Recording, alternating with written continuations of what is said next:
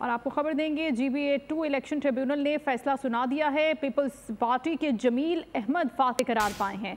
फतेहुल्लाह खान की असम्बली रुकनियत खत्म हो गई है। जमील अहमद और फतेहुल्लाह के वोट बराबर साबित हुए हैं और ये फैसला 2.5 साल से हुआ है। 2.5 साल जमील अहमद रुकन रहेंगे, ये भी बताया गया है। ये फैसला सामने आ गया है GBA2 इलेक्शन के हवाले से।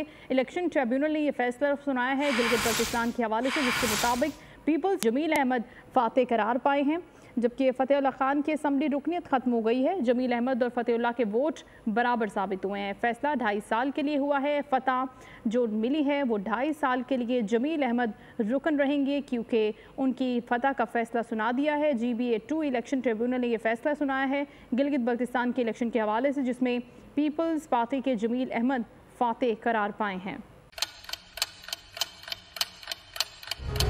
आप लोग इस मुल्क पाकिस्तान में आजाद है।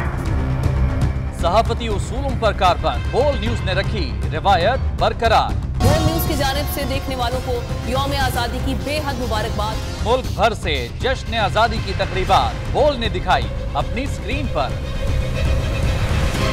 पाकिस्तान के 76वें यौम आजादी का जश्न बोल ने सुनाई पाकिस्तान जिंदाबाद के नारों की गूंज।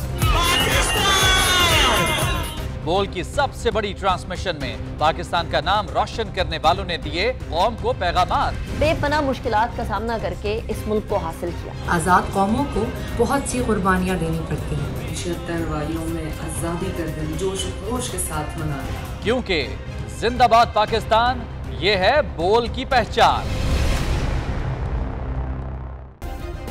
सब्सक्राइब करें और बेल दबाएं ताकि कोई खबर रह न जाए।